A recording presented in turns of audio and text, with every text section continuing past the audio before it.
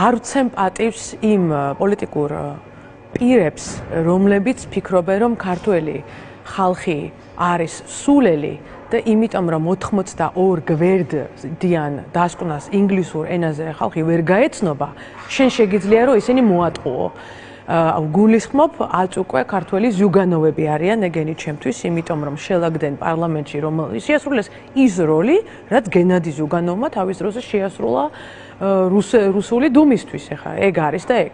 აი ქართველი ზუგანოვების პარტია გახარის პარტიაზე. მაგას გულისხმობ ცალსახად, ცოტა უფრო სუბუქად ვეძახდი ადრე, მაგრამ ეხა უფრო იმ ცირკების მოწყობისთვის, სანახაობის მოწყობისთვის, იმ დამცირების ატანისთვის, რასაც იტანენ ქართული ოცნებისგან ყოველდღეს სხედან იქ და ისინი უკაკუნებენ ჩაკუჩით. ანუ უღირთ ეთყობა ეს 14000 ლარი, რაც არის საკმაოდ დიდი შემოსავალი საქართველოს მოქალაქის შემოსავალთან შედარებით.